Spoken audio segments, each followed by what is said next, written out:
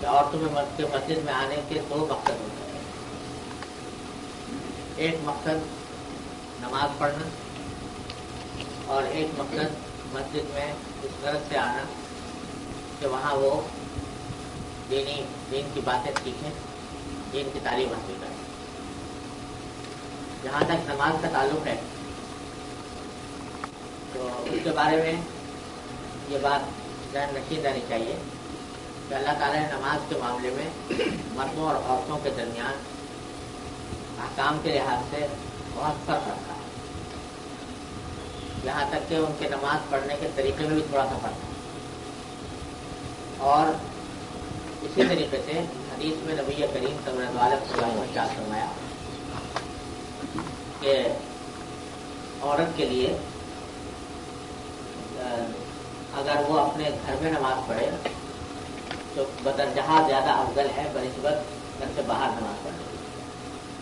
بلکہ ایک حدیث میں یہاں تک آپ نے تفصیل بیان فرمائی کہ اگر کسی کے گھر میں 3 حصے ہیں، ایک اندرونی کمرہ ہے، ایک اندرونی کمرے کے باہر دوسرا کمرہ ہے اور اس کے بعد پھر صحن ہے، تو عورت کے لیے اندر والے کمرے میں نماز پڑھنا باہر والے کمرے میں نماز پڑھنے سے بہتر ہے، اور باہر والے کمرے میں نماز پڑھنا صحن میں نماز پڑھنے سے بہتر ہے، اور صحن میں نماز پڑھنا گھر سے باہر نماز پڑھنے سے بہتر ہے. تو اس لیے عورت کے لیے افضل اور زیادہ ثواب اس میں ہے کہ وہ اپنے گھر میں رہ کر نماز پڑھے اور صرف نماز پڑھنے کی غرض سے مسجد میں نہ آئے، چاہے وہ نماز کوئی بھی ہو. لیکن دوسرا مقصد آنے کا ہوتا ہے کہ دین کی تعلیم حاصل کرنا. تو فرض کیجیے کسی نماز میں نماز کے ساتھ خطبہ ہوتا ہے، تقریر ہوتی ہے اور اس میں دین کی احکام اور دین کی تعلیمات بیان کی جاتی ہیں. تو اس غرض سے عورت مسجد میں آئے تاکہ وہ تقریر سنے اور جو تعلیم دی جا رہی ہے دین کی اس میں وہ شامل ہو اور دین کے احکام سیکھے. تو یہ اس غرض کے تحت مسجد میں آنا بے اتفاق جائز ہے. اور ایسی جگہوں پر اور زیادہ بہتر ہے کہ جہاں عورتوں کو دین کی تعلیم حاصل کرنے کا کوئی اور ذریعہ نہیں ہے، عورتوں کو دین کی معلومات حاصل کرنے کا کوئی اور راستہ نہیں ہے. تو ان مقامات کے اوپر خاص طور سے اس بات کا اہتمام کرنا کہ وہ تقریروں میں شریک ہوں اور تقریر بات میں شریک ہوں، دین کی تعلیم میں شریک ہوں اور دین کے احکام سیکھیں. یہ نہ صرف یہ کہ جائز ہے بلکہ بہت بہتر ہے. اور اگر کوئی عورت اس کو دین کی تعلیمات ضروری حاصل نہیں اس کے ذمہ واجب ہے کہ وہ یہ کام کرے. البتہ اس بات کا لحاظ رہنا چاہیے کہ مسجدوں میں جب آئیں تو مسجدوں میں مردوں اور عورتوں کے درمیان اختلاف نہ ہو، ایسا میل جول نہ ہو کہ جس سے بے پردگی اور بے حجابی پھیلے، بلکہ خواتین کا انتظام مردوں سے بالکل الگ ہو اور وہاں پر بے پردگی کا کوئی اندیشہ نہ ہو اور لاؤڈ اسپیکر کے ذریعے یہاں مردوں جو بات کہی جا رہی ہے اس کی آواز ان کو پہنچ سکے. اور ایسا بھی اگر کوئی سوال وغیرہ کا سلسلہ ہے تو اس بات کا موقع فراہم کیا جائے کہ وہ اپنا سوال اس تک پہنچا سکیں اور اس کا جواب سن سکیں. اس کا اہتمام کرتے ہوئے مساجد میں تقریروں کو سننے کے لیے دین کی تعلیم حاصل کرنے کے لیے آنا نہ صرف جائز ہے بلکہ مستحسن ہے شرعی اعتبار سے. اور جن عورتوں کے پاس کوئی ایسی معلومات حاصل کرنے کا کوئی اور راستہ نہیں ہے ان کے ذمہ واجب بھی ہے تو وہ ایسے مہار میں شرکت کریں. لہذا لیکن ہر چیز کے اندر تو حدود میں رکھنا ضروری ہے. ایک یہ کہ وہ دین کی تعلیم حاصل کرنے کے لیے آئے ہیں اور ذہن میں یہ بات اچھی طرح رکھیں کہ نماز پڑھنے کا جہاں تک تعلق ہے تو نماز ان کا گھروں کے اندر پڑھنا ہی وہ صحیح طریقہ ہے اور وہی افضل ہے. حضور اقدس صلی اللہ علیہ وسلم اسی میں فضیلت قرار دی ہے. بہت سی خواتین کے دل میں یہ خیال ہوتا ہے کہ بھائی جماعت کی فضیلت ہم بھی حاصل کر لیں اور جماعت کی فضیلت حاصل کرنے کے لیے چلے جائیں. تو دیکھیے فضیلت جو ہے وہ کسی چیز میں کوئی فضیلت اپنی ذات میں نہیں رکھتی، نہ جماعت میں نہ الگ بیٹھنے میں. جو کوئی فضیلت ہے وہ اللہ تعالیٰ نے جو بیان کی ہے، اللہ تعالیٰ نے جس کام کے اندر فضیلت دی ہے اس میں فضیلت ہے اور جس کو اللہ تعالیٰ نے فضیلت نہیں دی اس میں نہیں ہے. تو اللہ تعالیٰ نے جب عورت کے ذمہ اس کے لیے یہ کہہ دیا کہ آپ کے لیے فضیلت اسی میں ہے تو بس اس کے لیے سارا ثواب اسی میں ہے. تو سمجھنا چاہیے کہ جو مرد حضرات جو جماعت کے ساتھ نماز پڑھنے کا ثواب حاصل کر رہے ہیں، عورتیں وہی ثواب اپنے گھر کے اندر رہ کر حاصل کریں گے انشاءاللہ تعالی۔ البتہ دین کی تعلیم حاصل کرنے کے لیے، دین کی بات سننے کے لیے، دین کے احکام سیکھنے کے لیے ان کو مسجدوں کے اندر، اور خاص طور پہ یہاں کے حالات کے مطابق میں دیکھتا ہوں کہ میں سمجھتا ہوں کہ مسجدوں کے اندر اگر اس طرح کا انتظام ہو جیسے یہاں ہے کہ پارٹیشن موجود ہے اور اس پارٹیشن کے پیچھے خواتین موجود ہیں اور وہ تمام تعلیم کے اندر شریک ہیں، تو یہ ضرور بہت ضروری ہے اور ہونا چاہیے۔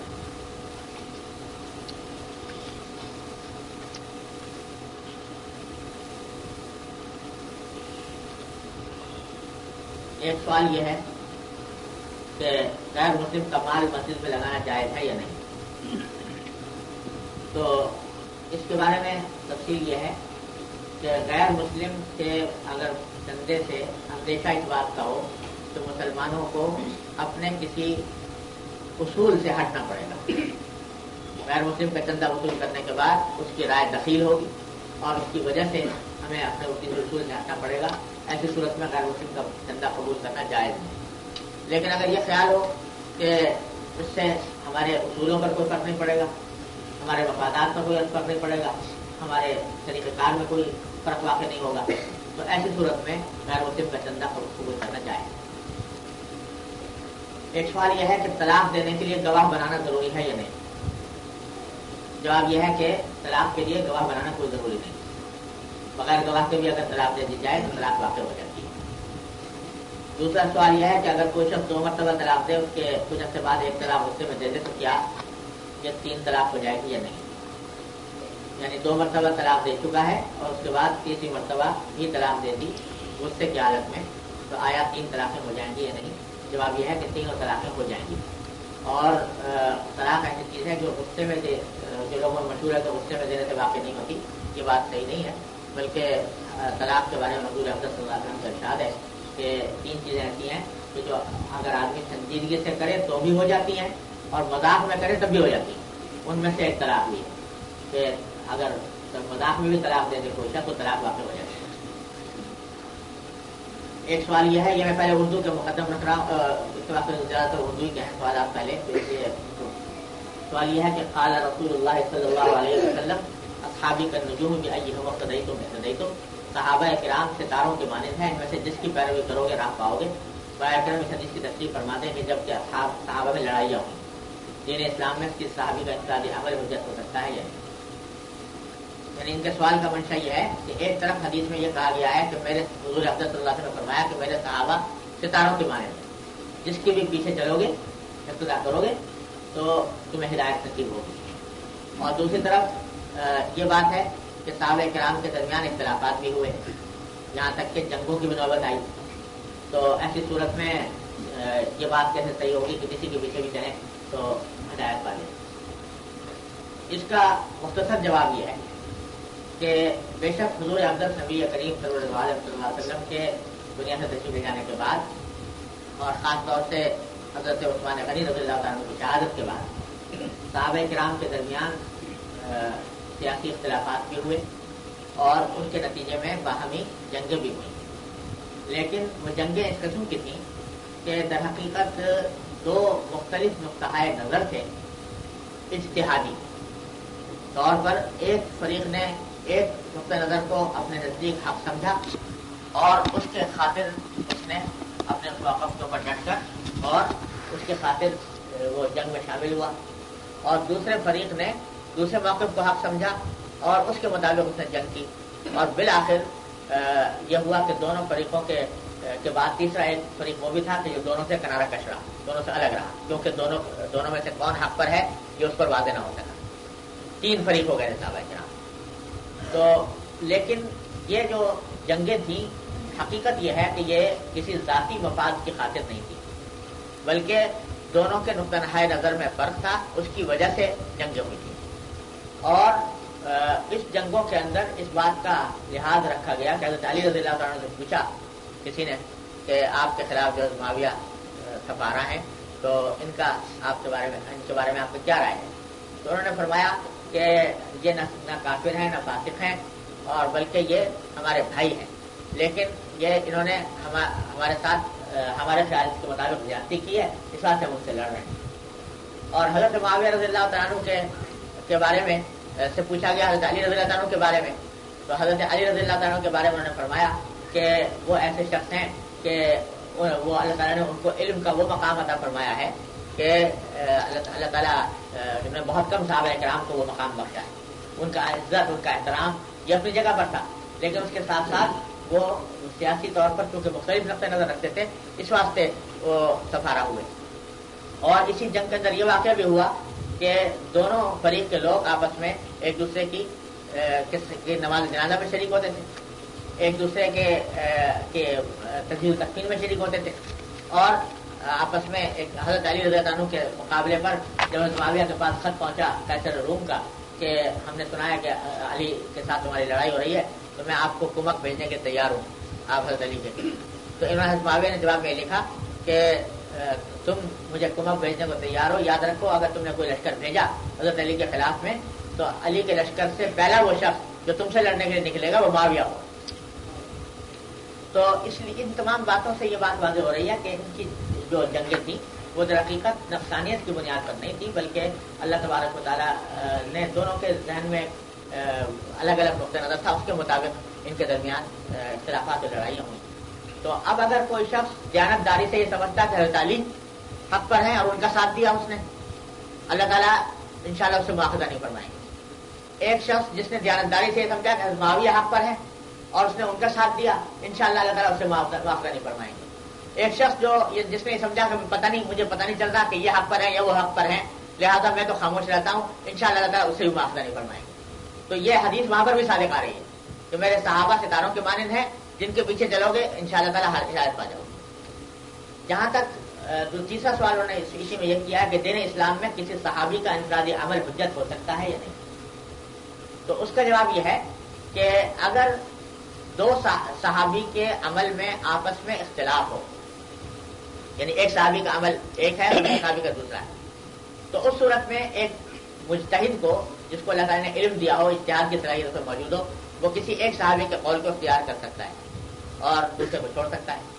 لیکن جہاں دوسرے صحابہ کرام میں سے کسی کا اختلاف نہیں بلکہ ایک صحابی کا عمل ہے، تو حتی الامکان اس کے اوپر عمل کرنا چاہیے، کیونکہ وہ دوسرا اس کے مخالف کوئی چیز موجود نہیں، الا یہ کہ اس کے خلاف کوئی مرفوع حدیث موجود ہو یا رسول اللہ صلی اللہ علیہ وسلم کا ارشاد موجود ہو یا قرآن کریم کی کوئی موجود ہو. یہ ایک اجمالی خاکہ ہے، ورنہ اس معاملے میں بہت تفصیل ہے. پورے اصول فقہ جو ہے کا علم ہمارے یہاں جو پڑھایا جاتا ہے، اس اصول فقہ کا علم جس کے اوپر بہت تفصیلی کتابیں لکھی ہیں، اس میں بہت طویل بحثیں ہیں اس کے اوپر کہ صحابی کے عمل کو کس وقت کیا مقام دیا جائے. یہ مختصر پڑھا کرنا ہے. Should women be allowed in masjid? What is the role of women in Islam? What should it be, particularly in this country? I have already explained that the women, there may be two objectives of coming to the masjid for the women. Firstly, they may come for praying only, for offering prayers only, and the second purpose may be to get education from the lectures given in a mosque. So the first purpose is not allowed. It is not desirable for a woman to offer prayer in a mosque. Rather, it has been clarified by the Holy Prophet ﷺ that the offering of prayer by women in their homes is more preferable than offering their prayers in the masjid. So if a woman comes to the masjid only to perform salah, it is not allowed. But if she comes for the purpose of listening to a lecture, to a religious lecture given in a masjid, that is not only permissible but rather more advisable, and especially in this country where the women have no chance to listen to the lectures, neither to learn the Islamic teachings. In that case, they should come, but they should come observing the requirements of hijab. There should be a separation, there should be a partition which separates women from men, and in that state they can listen to the lecture. This is the summary of what I have explained earlier. Can you please tell us something about leasing and investment and interest?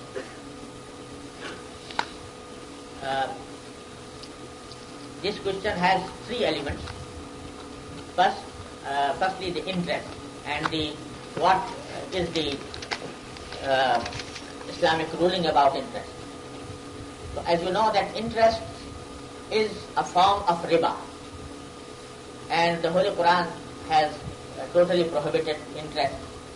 But it has had explained that if someone does not leave riba, then he must take it as a war against, waging war against Allah and His Messenger. So it is one of the very major sins having been totally prohibited by the Holy Quran. Now the question is that leasing, and I think that the question relates to the financial leasing as in vogue in certain countries, whether it is allowed in Islam or not. So the brief answer to this question is that leasing, if there are some conditions, if they are observed fully, then leasing can be allowed. But the leasing as in vogue in certain countries has certain elements of interest, and it has some conditions which are against the teachings of the Holy Quran and Sunnah. Let me explain it a little bit. Leasing, Islamically, it is necessary that the lessor has a good title and ownership of the leased property, and consequently he must bear the risk relatable to the ownership of the property, and at the same time he must have the responsibility of its maintenance, maintenance of the leased property. In the financial leases prevalent in our countries, the risk of ownership after leasing normally passes on to the lessee. For example, the lease contract today has a clause, has a provision that even if the property is destroyed, in that case also the lessee is obliged to continue paying the rent. The property is destroyed, and despite that he is supposed to paying rent continuously until the full amount of this property is recovered. That clause is against the teachings of the Holy Quran and Sunnah. But if the lease contract is reformed on the basis of the Islamic principles, in a way that the lessor bears the full risk of the property.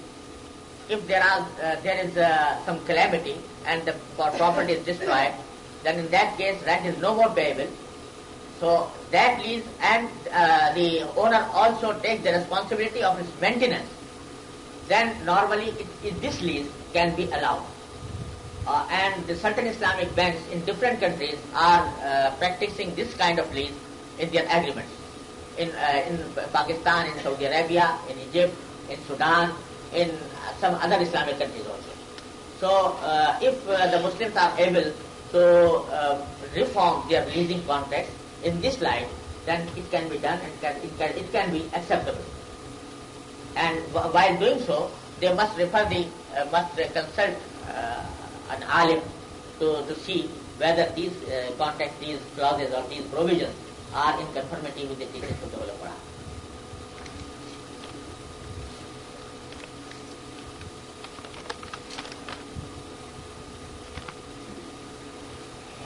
As in the West, it is said state and church are two separate entities. In Islam, what are the guiding lines? Is Islam a matter of state or policy making? Two separate entities. Please refer to Rasulullah sallallahu alaihi wasallam. Everybody knows that Islam has no such separation. In a way in which Christianity has said that give to the Caesar what relates to the Caesar and give to the church what relates to the church. In that capacity, Islam has no such separation between such state and church. However, Islam is a complete set of rules and set of injunctions which sometimes relate to the individual life of man, and sometimes to the collective life ہوتا ہے. So its collective injunctions relate to the politics also. So Islam as a whole, as I explained in my lecture, that Islam says that you must enter Islam totally. It means that all the spheres of your life must be submitting to Allah and Allah subhanahu wa ta'ala and His Messenger. So there is no such separation. And the secular point of view, which says that the state, the affairs of the state should be free from the intervention of religion, that is not supported by any teaching of the Holy Quran and Sunnah sallallahu alaihi wasallam. But unfortunately, we after the Western imperialism has imposed its sovereignty over our countries, that it has meaningfully expelled out all the spheres of practical life from the pale of religion. It has restricted the religious activities to the mosque and to the madrasas and to the individual affairs of man. So this is not done by the Muslims themselves. This has been done by our enemies. And if we want to go back to our original concept, then we are obliged to manage our state in the light of the Holy Quran and Sunnah, as well as in our individual life.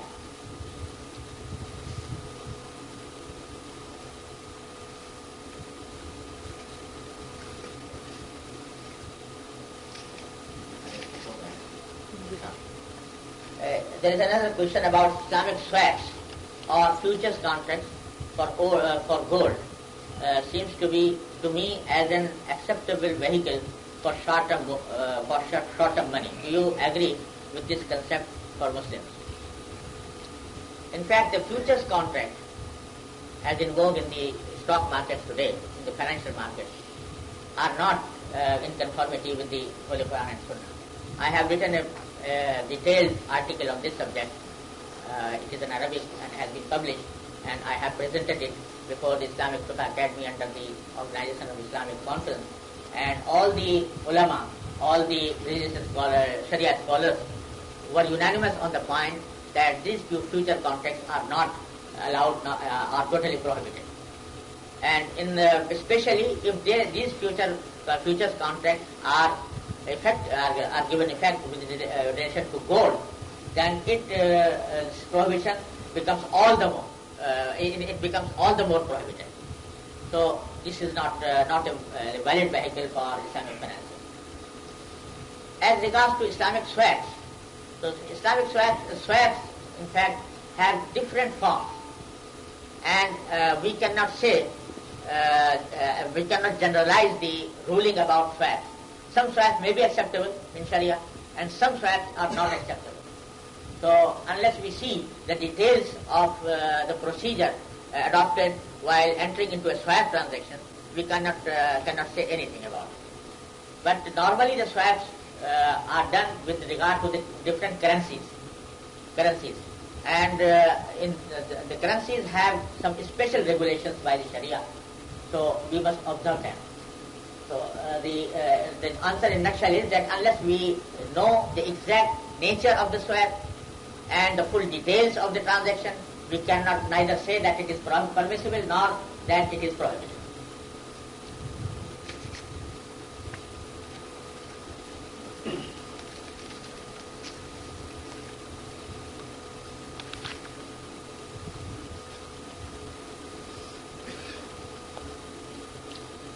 What is the concept of contraception in Islam? Is it legal or not? In fact, if this contraception is done for some individual need, then it is allowed. But contraception on the basis of the assumption that as the higher the population, the higher the difficulties and hardships, then and that concept is not correct according to Sharia, because Allah subhanahu wa ta'ala has said, وَمَا مِن دَابَّةٍ فِي الْأَرْضِ إِلَّا عَلَى اللَّهِ رِزْقُهَا يَعْلَمُ مُسْتَقَرَّهَا وَمُسْتَوْدَعَهَا كُلٌّ فِي كِتَابٍ مُبِينٍ. Therefore, however, if somebody has some individual problem, for example, for health reasons, he wants to do this practice, then there is no bar against it. the second question is that is use of perfume allowed or not? Naturally, perfume not only allowed, but it is one of the sunnah of the Holy Prophet sallallahu alaihi wasallam.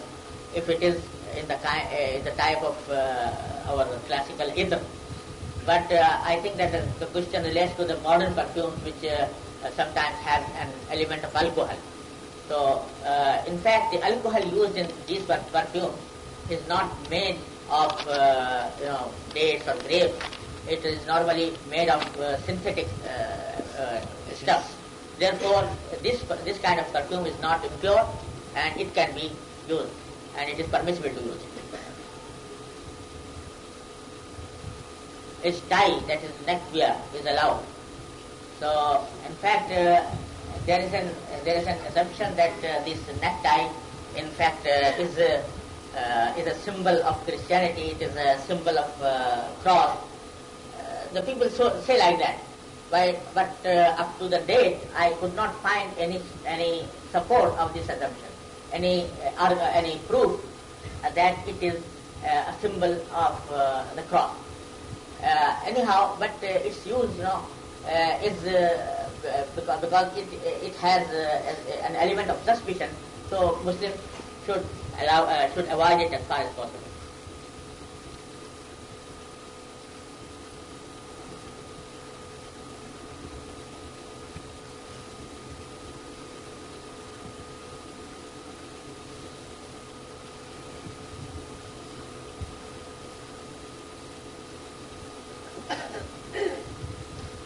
We have new Muslim converts who have a deep understanding of Islam. Their Quranic recitation is weak due to different in reading. Is it okay to pray behind them? Behind these people have.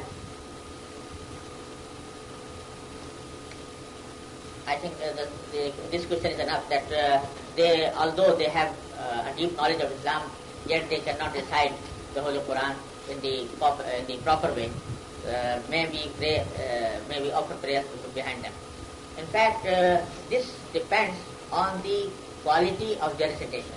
Some errors in the recitation of Holy Quran can be tolerated, and one can perform prayers behind a person who has some errors in his recitation. But in sometimes the errors are so grave that one cannot perform prayer behind him.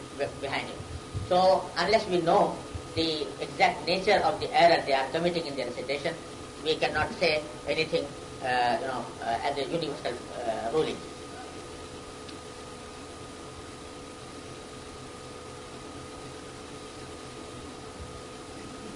A couple of decades ago, Islamic scholars used to lead the nation religiously and politically. In fact, there is no concept of separation of church and state in Islam. Nowadays, however, there is a clear separation.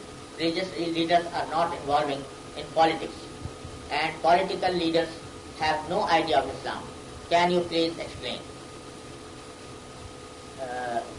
In fact, this is a fact. This is a fact, and there is no question, I think.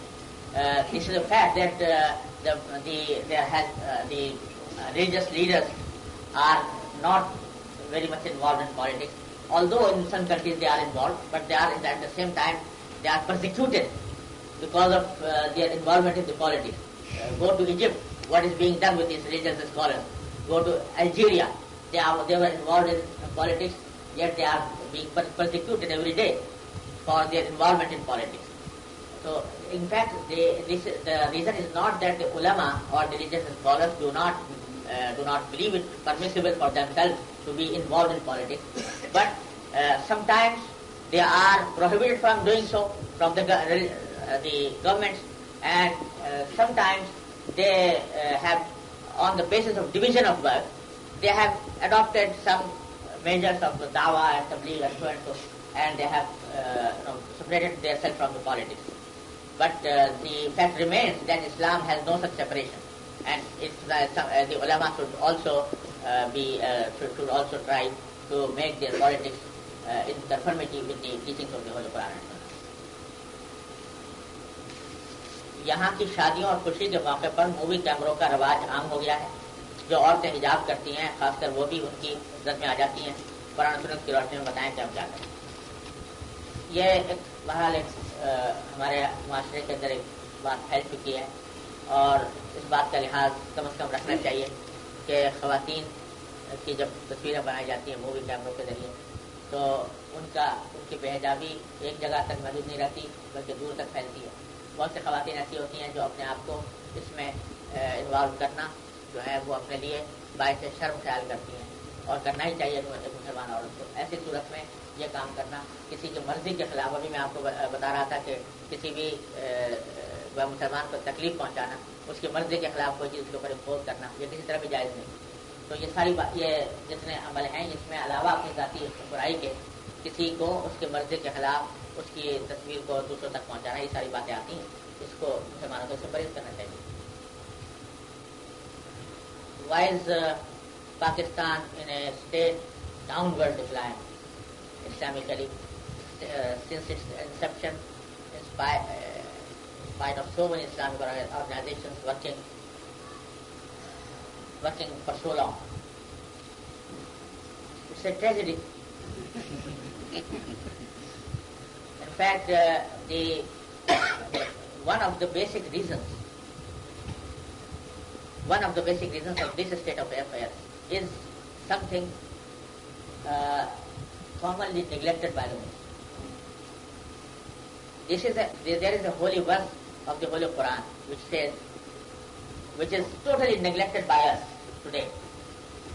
That verse says, Ya ayyuhalladhina amanu alaykum anfusakum la yaghurrukum man dhalla idha ihtadaytum. The Holy Quran says, oh those who believe, you should take care of yourself. If somebody goes astray, his going astray does not in any way harm you. You should take care of yourself. This is the teaching of the Holy Quran. It means that we should, every one of us should take care of his own self, whether he is doing good or doing wrong, doing bad. If he is doing bad, then he must reform himself, must try to reform himself. Instead of doing this, we are used today to criticize everyone other than us, than ourselves.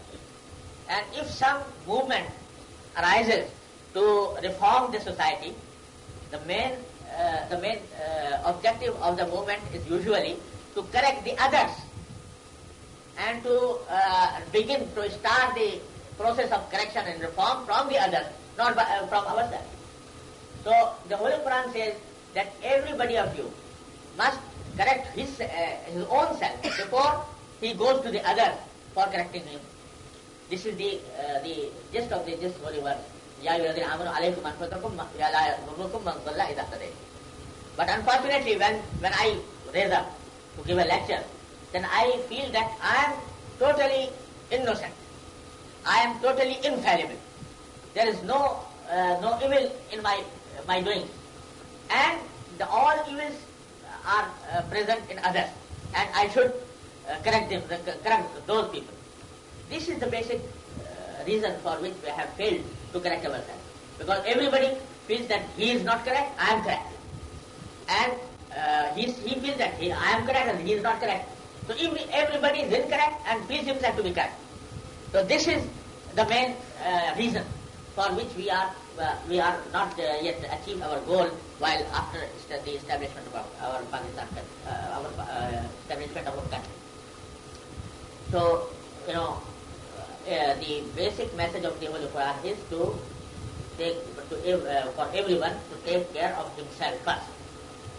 ہمارے یہاں سیاسی جماعتیں اٹھتی ہیں، مذہبی جماعتیں اٹھتی ہیں اور اٹھ کر ہر ایک یہ دعویٰ کرتا ہے کہ میں اصلاح کرنے کے لیے نکلا ہوں معاشرے سے، لیکن اپنے عیب کے اوپر، اپنی برائی کے اوپر نظر نہیں ڈالتا، اپنے آپ کی فکر نہیں کرتا اور دوسروں کی اصلاح کے لیے کھڑا ہو جاتا ہے. اس کے نتیجے میں اس کی دعوت بیکار ہوتی ہے. حضور اقدس صلی اللہ علیہ وسلم نے جب دعوت شروع کی تو سب سے پہلا حکم نازل ہوا کہ اپنے گھر والوں کی اصلاح کرو، انفسکم واہلیکم نارا، اور آپ نے پہلے آغاز وہاں سے کیا. وہاں سے کرنے کے بعد پھر آگے بڑھیں. اور آج ساری دنیا کی برائیاں ہمیں نظر آتی ہیں. 4 آدمی مل کر بیٹھیں گے تو تنقید کریں گے دوسرے کی برائیوں پر، لوگ یہ کر رہے ہیں، لوگ یہ کر رہے ہیں، لوگ یہ کر رہے ہیں. میں کیا کر رہا ہوں اس کی فکر نہیں. قرآن یہ کہتا ہے کہ اپنی فکر ہر ایک آدمی کرے.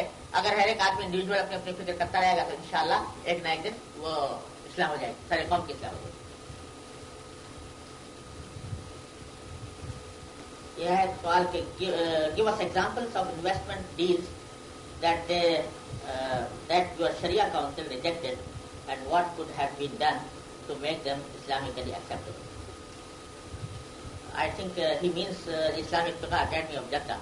Islamic Fiqh Academy of Jeddah, which consists of the scholars, Islamic scholars from all over the world, has issued certain resolutions regarding interest and interest-based transactions. The council of the Islamic Academy has declared it as impermissible and prohibited. Yet at the same time, it has given some alternatives for the Muslim investors, and these alternatives are in the form of mudaraba, musharaka, leasing, Islamic leasing, and in the form of murabaha also. And now there are more than 100 Islamic financial institutions working in the world today, which claim to be dealing with interest-free transactions, and they invest their money on the basis of murabaha or mudaraba or musharaka. But the details of all these transactions are cannot be mentioned just in a short sitting. I have written a complete book on this subject, which in the name of Islamic Modes of Financing, and it will shortly, inshallah, be published. And in Urdu also, in Urdu and Arabic also, I have written the details of these transactions with which the Islamic institution may adopt while investing the money on Islamic basis.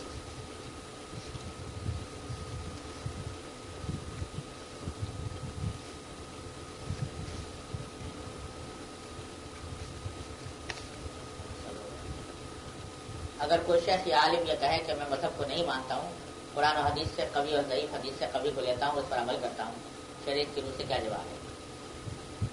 مذہب سے مراد غالباً ان کی یہ ہے کہ شافعی, حنبلی, مالکی اور حنفی. اگر کوئی عالم یہ کہے کہ میں ان میں سے کسی ایک مذہب کی پیروی نہیں کرتا, بلکہ ان میں سے جو میں نزدیک قوی ہوتا ہے اس کو اختیار کر لیتا ہوں, تو ایسا کہ کیا جواب ہے؟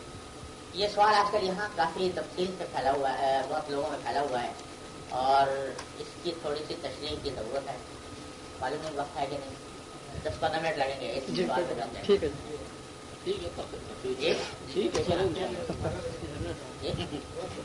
چلیں اپنا سوال ہے جواب دیں. یہ کیونکہ یہ سوال اور آج کل یہاں بہت کثرت سے اٹھا ہوا ہے, خاص طور سے مغربی ممالک میں, تو اچھا ہے کہ تھوڑی سی گزارش کرتا ہوں. مسئلے کا بنیادی جو نقطہ ہے وہ ہے تقلید اور اجتہاد.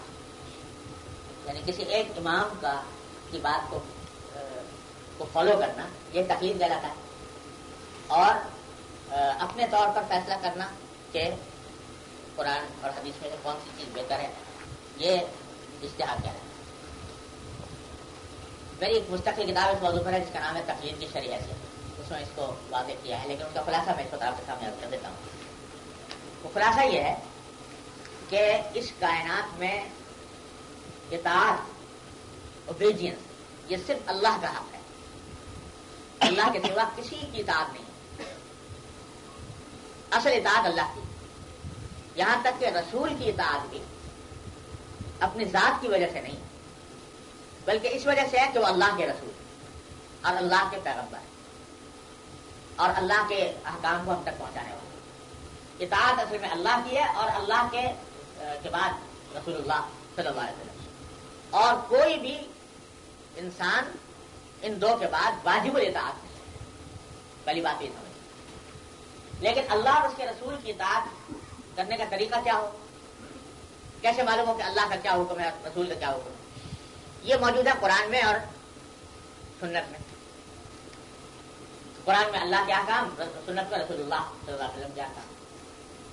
اب قرآن اور سنت کے اندر جو احکام ہیں وہ دو طرح کے. بعض احکام ایسے ہیں جو بالکل کلیئر ہیں, उनके अंदर कोई इंटरप्रिटेशन, दूसरी इंटरप्रिटेशन की गुंजाइश नहीं। مثلا قرآن نے کہہ دیا کہ شراب حرام ہے تو اب کوئی دوسری انٹرپریٹیشن کی گنجائش ہی نہیں. قرآن نے کہہ دیا خنزیر حرام ہے تو اس کو کوئی اور انٹرپریٹیشن دی نہیں جا سکتی. تو ایسے جو احکام ہیں قرآن کے ہوں یا حدیث کے ہوں، جن کے جو بالکل واضح ہیں، کلیئر ہیں، ان میں کوئی انٹرپریٹیشن دوسری نہیں ہو سکتی، اس کے بارے میں خوب یاد رکھ لیجئے ان احکام میں نہ تقلید جائز ہے نہ اجتہاد ہے. وہ نہ تقلید کا محل ہے نہ اجتہاد کا محل، بلکہ اس میں ڈائریکٹ اس حکم کا عمل کرنا ہے.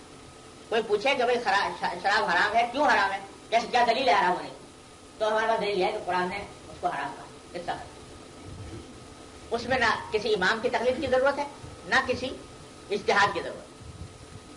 دوسری قسم احکام کی ایسی ہوتی ہے کہ جس میں خود قرآن کریم کے اندر اور سنت کے اندر بعض احکام ایسے ہیں کہ جس میں مختلف انٹرپریٹیشن ہو سکتی ہے، اور اس مختلف انٹرپریٹیشن میں یہ بھی ممکن ہے اور یہ بھی ممکن ہے.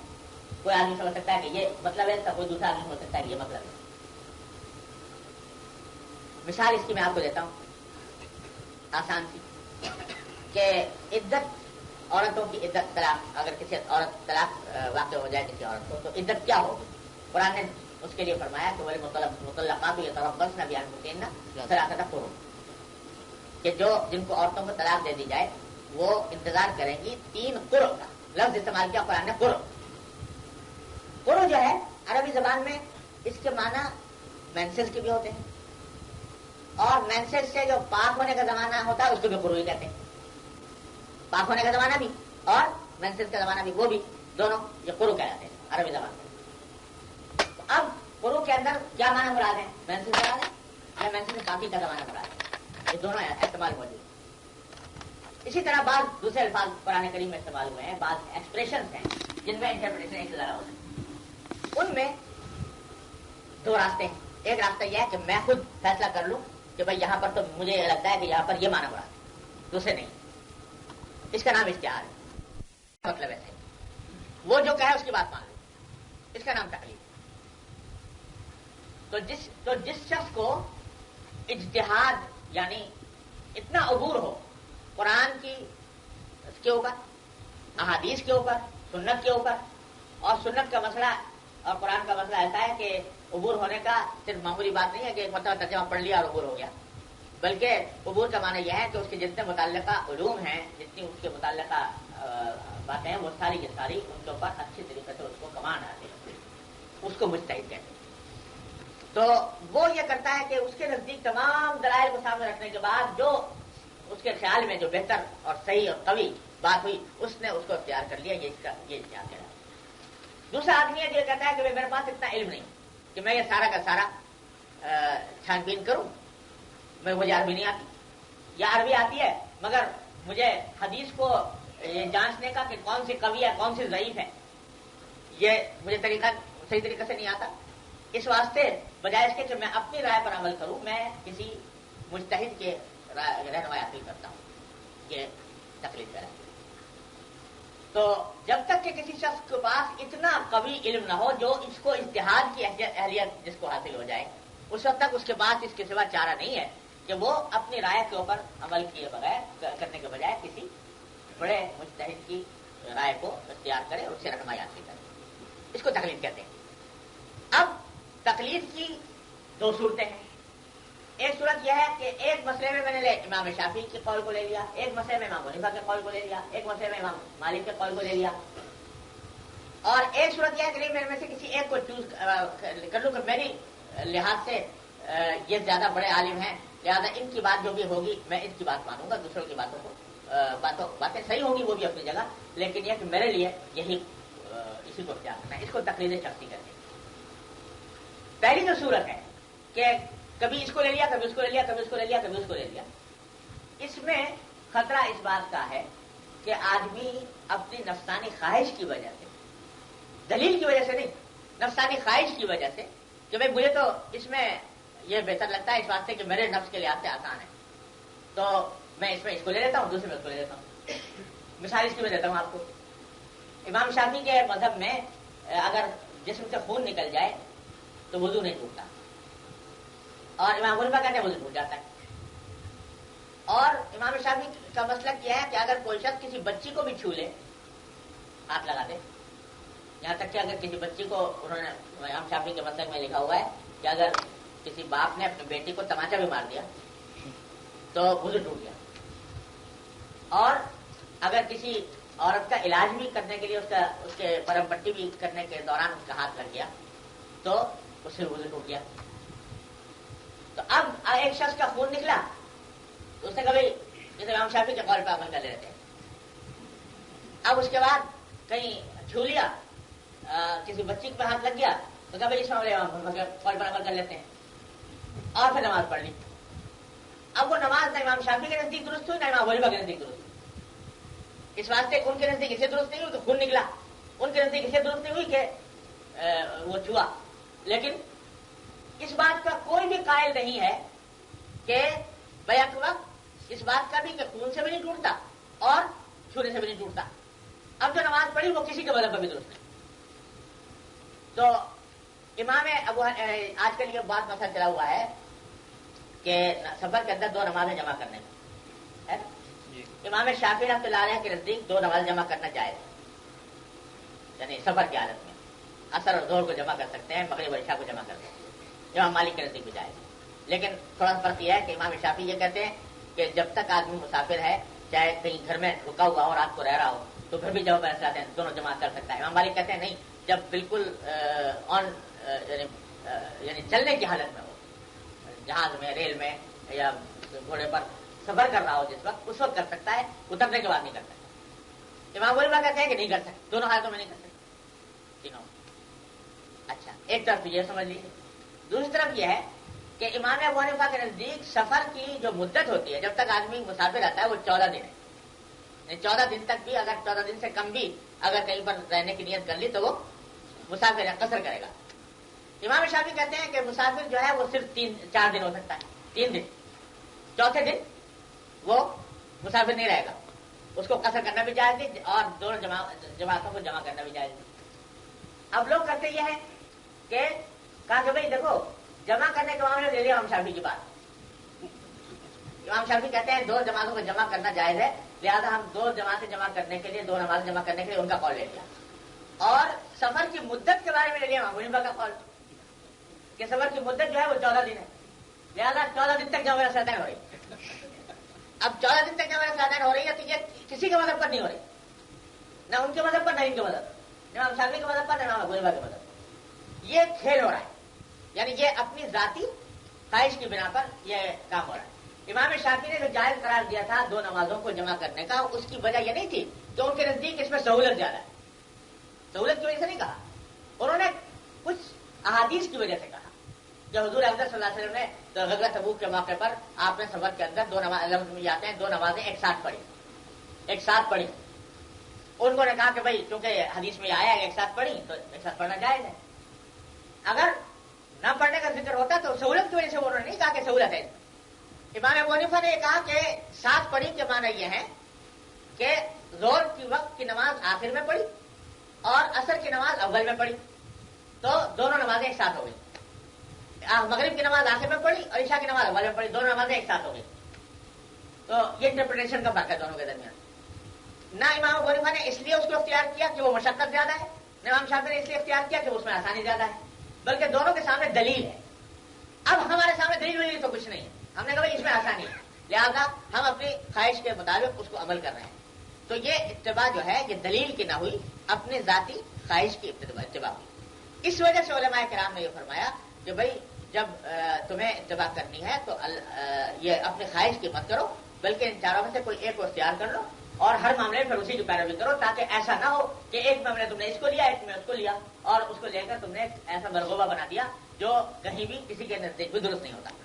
اس لیے کہا کہ بھائی کسی ایک امام کو منتخب کر کے اس کے اوپر عمل کرو. یہ ہے تقلید شخصی کی حقیقت. البتہ اگر کوئی عالم متباہر ہے اور تمام دلائل کو اچھے طریقے سے جانتا ہے, سمجھتا ہے, قرآن کو, حدیث کو, اس کے اصول سے واقف ہے, اور اس کے بعد وہ دیکھتا ہے کہ میرے نزدیک اس مسئلے میں امام شافعی کا قول زیادہ مضبوط ہے, اور اس وجہ سے وہ اختیار کر لیتا ہے اس کو, اس کی کوئی ممانعت نہیں, بشرطے کہ وہ خود عالم ہو, اور تمام متعلقہ علوم پر عبور رکھتا ہو. یہ نہیں کہ میں ایک آدمی کھڑا ہو گیا اور اس نے کہا تھا مجھے تو ان کی بات زیادہ مضبوط لگتی ہے لہٰذا میں، حالانکہ اس کو نہ عربی آتی ہے، نہ قرآن جانتا ہے، نہ حدیث جانتا ہے، کہہ رہا مجھے ان کی بات زیادہ مضبوط لگتی ہے. تو یہ طریقہ درست ہے. دیکھیے حدیث کو پڑھنے اور سمجھنے کا بھی کچھ آداب طریقے ہوتے ہیں. میں اس کی ایک مثال دیتا ہوں آپ کو.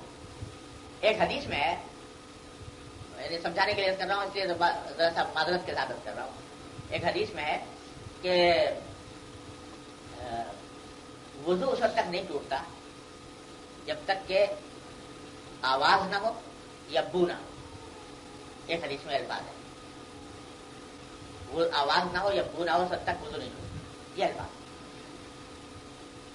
تو مجھ سے ایک صاحب نے ایک مرتبہ آ کر حدیث کا ذکر کیا کہ صاحب یہ حدیث پڑھی ہے تو کیا واقعی جب تک آواز یا بو نہ ہو تب تک وضو نہیں ٹوٹتا؟ سر میں نے ان سے کہا کہ نہیں، اس کا مطلب یہ ہے کہ یقین ہو جائے، جب تک یقین نہ ہو تب تک وضو نہیں ٹوٹتا. تو اس طرح میرے برابر بیٹھے ہوئے تھے. وہ ایسے صاحب تھے جو کہتے تھے کہ بھائی ہم تو خود قرآن حدیث پڑھتے ہیں، اس سے جو کچھ ہمیں آتا ہے اس کا عمل کرتے ہیں.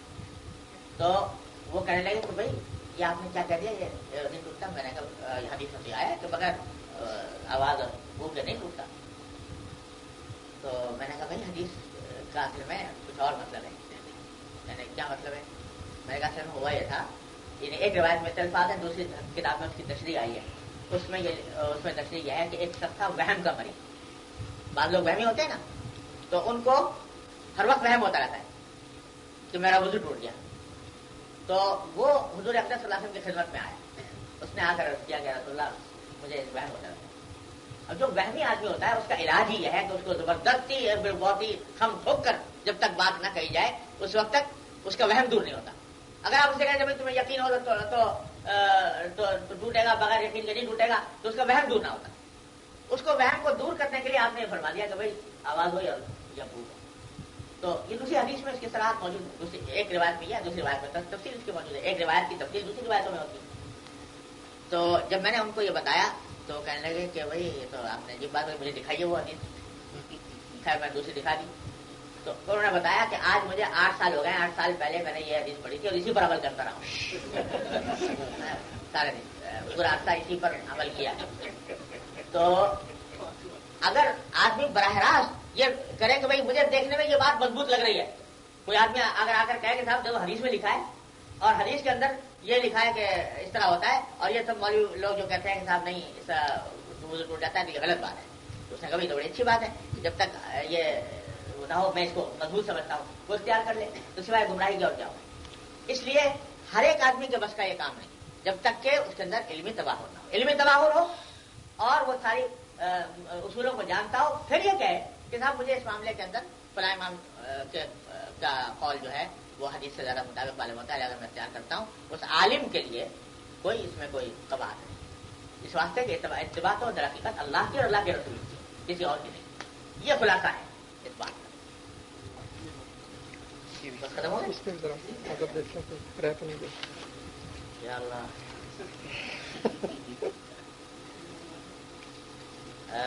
ایک سوال ہے کہ آپ کے علم کے مطابق اسلام سے زیادہ قریب کون سا مذہب ہے، اسلام اور یہودیت؟ بھائی سبھی دونوں ہی اسلام سے دور ہیں، قریب کوئی بھی نہیں ہے.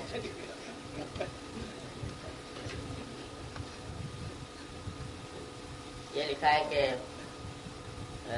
عورتوں سے مسافہ کرنا جائز ہے کہ نہیں ہے؟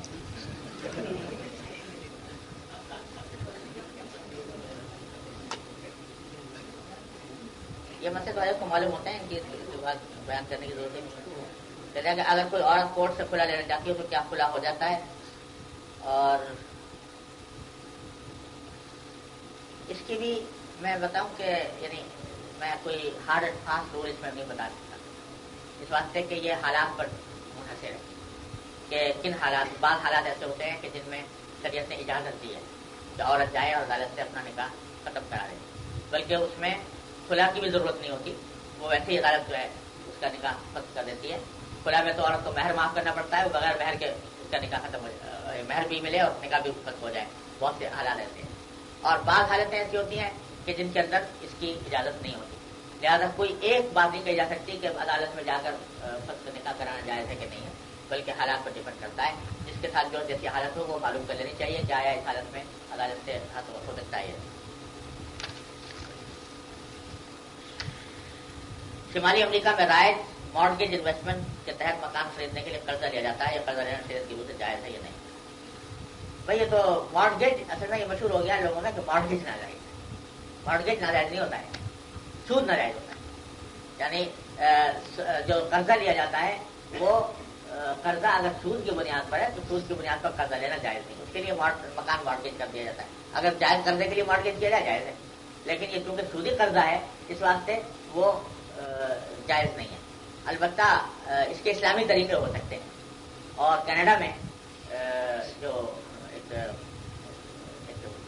ایسوسیشن ہے جس نے کہ مسلمانوں کے لیے ہاؤس فائنانسنگ کا ایک طریقہ وضع کر کے اس کے پر عمل کر رہی ہے. انہوں نے مجھ سے رجوع کیا تھا اور میں نے ان کے تمام معاملات کو ویٹ کرنے کے بعد پھر اس میں کچھ تبدیلیاں تجویز کی تھی. تبدیلیاں تجویز کرنے کے بعد اب میں سمجھتا ہوں کہ وہ طریقہ ان کا صحیح ہے اور اس کے مطابق ہاؤس فائنانسنگ کی جا سکتی ہے. یہ اس کا متبادل ہے.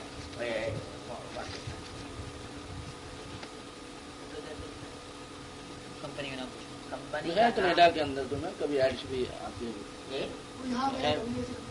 نہیں باہر کے لیے بتا.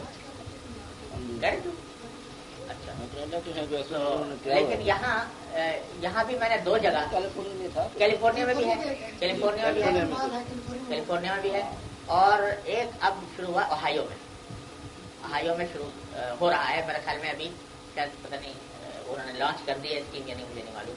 مجھ سے اس میں مشورہ کیا تھا اور اس مشورے کے مطابق وہ شروع کرتے ہیں تو امید ہے یہ 3 جگہ ہو جائے گی انشاءاللہ. اور کینیڈا میں وہ انصاری صاحب آ جائیں گے. میں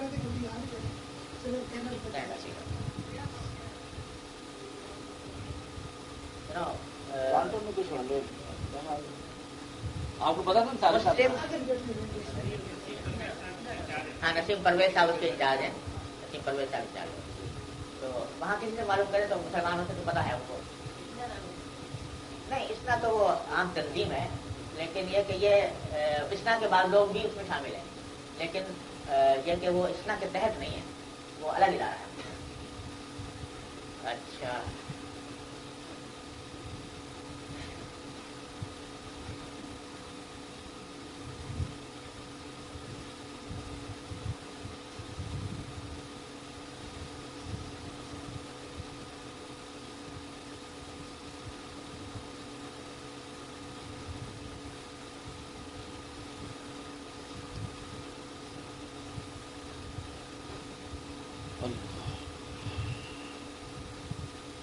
یہ لکھا ہے کہ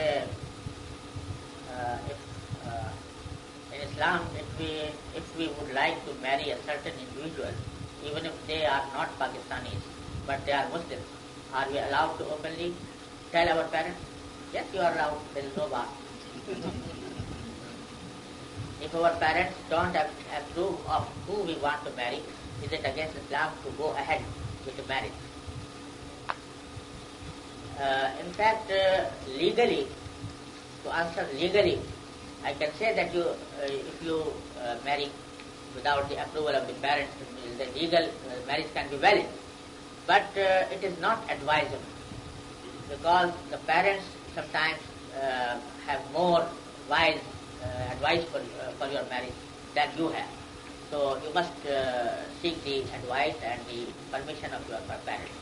Otherwise, especially in this country, you can face a lot of problems.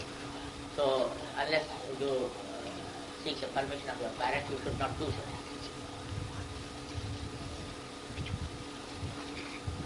میرا خیال ہے کہ جو اہم سوالات تھے ان کا جواب ہو گیا. جو باقی سوالات ہیں میں نے سب پر نظر ڈالی ہے وہ ایسے ہیں کہ جو بہت تفصیل جاتے ہیں اور اس کی اگر تفصیل میں جائیں گے تو کم از کم 1.5 گھنٹہ اور لگے گا. اس لیے میں معذرت خواہ ہوں. جن جو جوابات میں نہیں دے سکا ان کو میں تحریری طور پر انشاءاللہ جواب ڈاکٹر صاحب کے پاس بھجوا دوں. کافی ہوگا تو ڈاکٹر صاحب کے پاس انشاءاللہ. اب میرے خیال میں دعا کر لیجیے. عربی کے بغیر جمعہ کا خطبہ جائز ہے کہ نہیں؟ تو اس کے بارے میں کچھ مختصر جواب یہ ہے کہ خطبہ جو ہے وہ نماز کا ایک حصہ ہے जुमा का खुतबा। जुमा में 4 रकतों के बजाय अल्लाह ताला ने 2 रकतें कर दी और 2 रकतों के बजाय जो खुतबा रखा है, वो खुतबा जो है दरअसलत जो आम तस्वुर है कि ये कोई लेक्चर है, ये लेक्चर नहीं है, ये नमाज का एक 2 रकतों का एक सब्स्टिट्यूट है जो अल्लाह ताला की तरफ से फराहम किया गया है। इस वास्ते जिस तरह नमाज के लिए अरबी ज़रूरी है, उसी तरीके से खुतबे के लिए भी अरबी ज़रूरी है, अरबी में होना चाहिए। और साहब किराम फतुहात करते हुए रोम और ईरान और खुदा ने कहाँ कहाँ पहुँचे हैं, लेकिन हमेशा खुतबा अरबी में हुआ। अलबत्ता जो लोगों को एजुकेट करने के लिए खुतबे के अलावा तकरीरें हर वक्त हो सकती है, वो किस ज़बान में भी हो सकती है, वो होनी चाहिए, लेकिन जहाँ तक खुतबे का ताल्लुक है वो अरबी के अंदर ही होना चाहिए। दुआ फरमाएं।